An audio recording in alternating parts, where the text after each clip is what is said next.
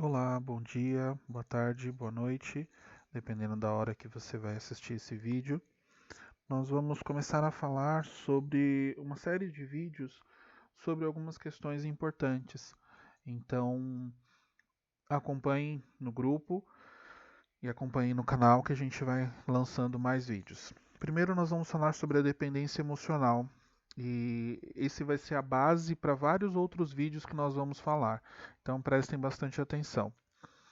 Só para me apresentar. Eu sou Rafael Morgante, eu sou psicólogo, formado pela Universidade de Guarulhos, pela UNG, e aí tenho um mini currículo, né, com as minhas especializações, minhas atualizações. E então nós vamos falar sobre a codependência.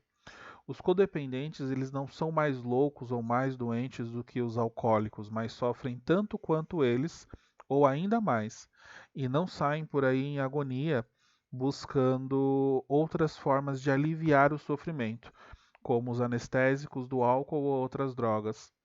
É uma dor causada por amar alguém com problemas, pode ser muito profunda. Essa é uma citação do livro Codependência Nunca Mais, da Melody.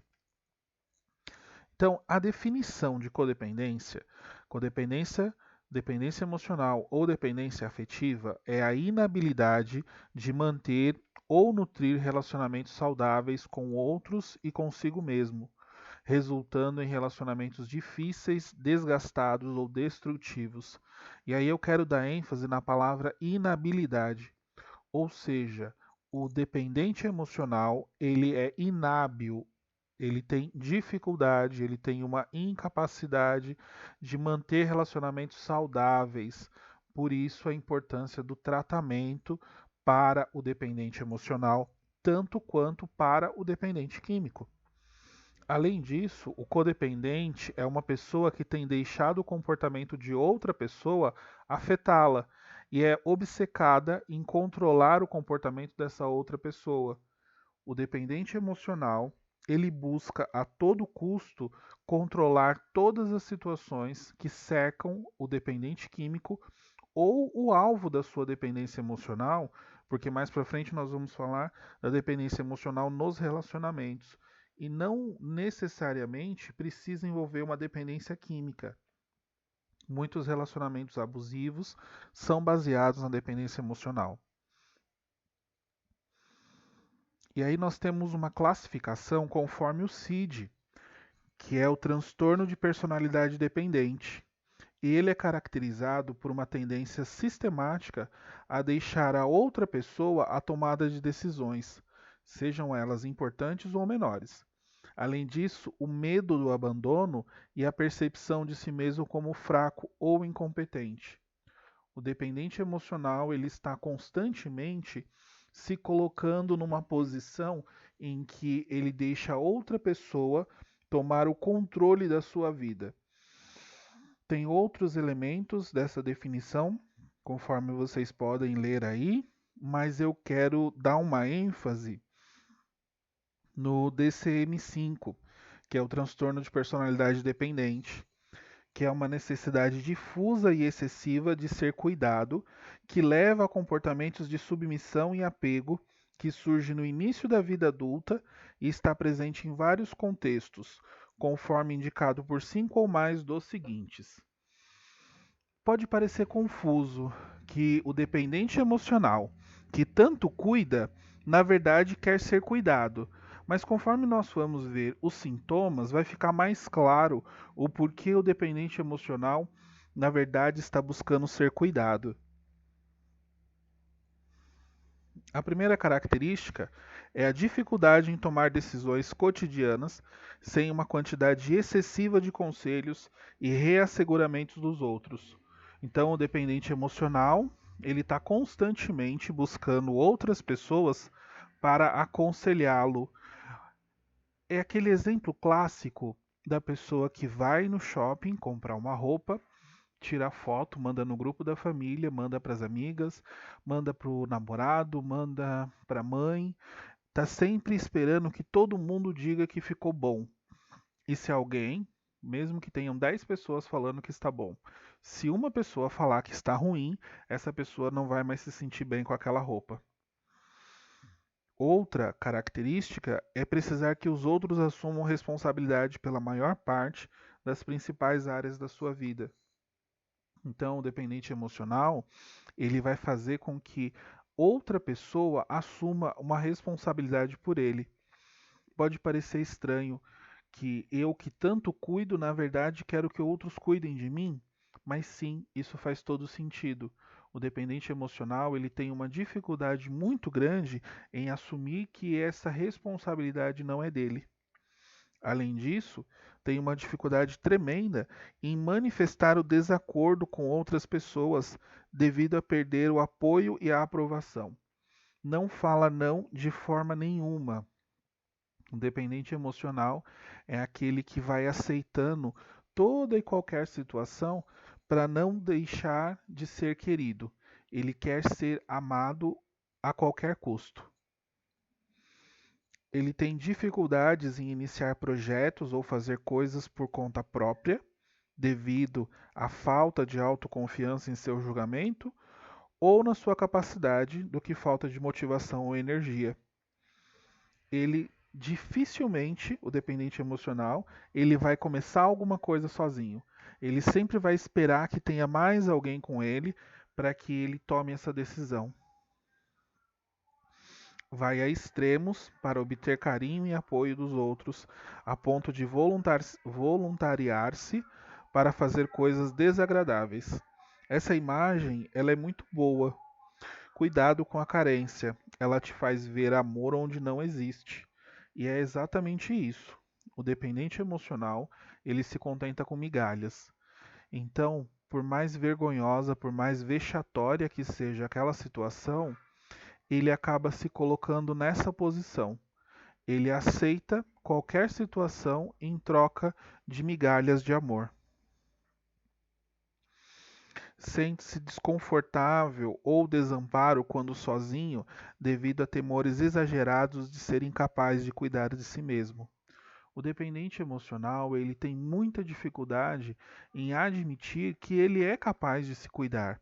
Ele sempre vai preferir que outra pessoa assuma esse cuidado dele.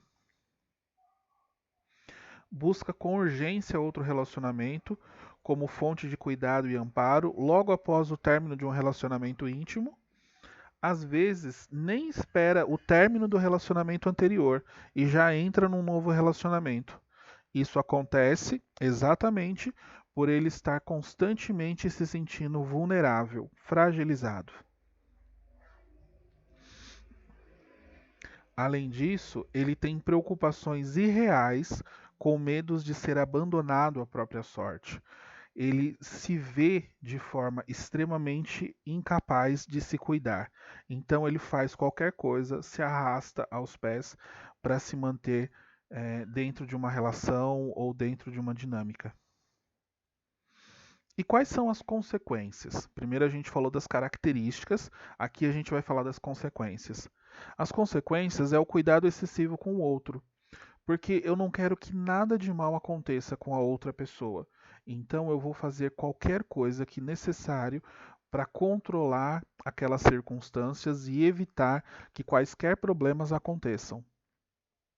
Além disso, o dependente emocional ele tem uma baixa autoestima, se culpando por tudo, tem uma autoexigência e uma autocrítica exagerada, sente-se envergonhado e inferior aos outros, contenta-se muito pouco, com migalhas de amor. A baixa autoestima é um dos principais problemas da dependência emocional, porque o dependente emocional ele se vê como extremamente incapaz, por isso aceita quaisquer circunstâncias. Além disso, também tem um controle compulsivo, que é a necessidade de ter sempre o controle de si mesmo, das situações, do relacionamento, do outro, tentando mudá-lo. A gente tem uma imagem aí muito clássica também do dependente emocional. Por favor, posso ficar esta noite com minhas amigas? E uma hora depois, não, ainda não nos falamos tudo. Ou seja, ela enxerga que a relação é doentia, mas não consegue colocar um fim nessa relação, não consegue ajustar essa relação ou colocar um fim nela.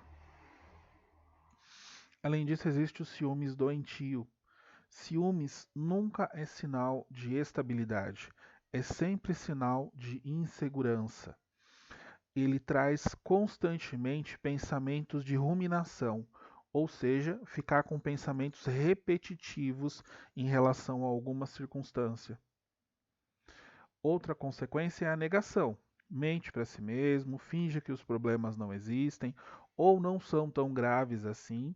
É aquela situação clássica que todo mundo avisa que o problema está acontecendo e a pessoa se nega a acreditar. Ou pensa que do nada tudo vai ficar bem, que alguma coisa vai acontecer e de repente as coisas todas vão dar certo. Vive oscilando entre o céu e o inferno. Oscila entre gostar e se sentir magoado, e com raiva do outro. Ora sente bem na relação, ora se sente vítima, e age como algoz, cobrando uma postura de forma pesada e agredindo o outro. A relação é uma relação doentia. Quando tá tudo bem, tá tudo muito bem.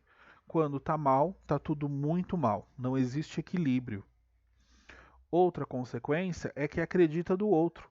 Procura desesperadamente amor e proteção fora de si. Não consegue ficar só. Sente-se ameaçado pela perda do outro. Sente que necessita do outro para ser feliz e assim por diante.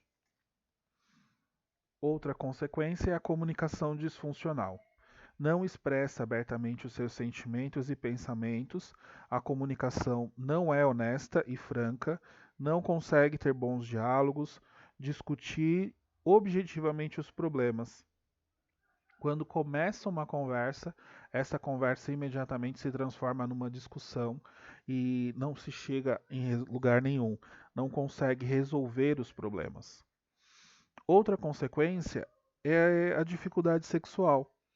Passa a usar o sexo como uma conquista, ou para segurar ou ganhar a aprovação do outro, tenta manipular e controlar o outro através do sexo, fazer sexo quando não quer, quando tem pouco ou não tem nenhum prazer.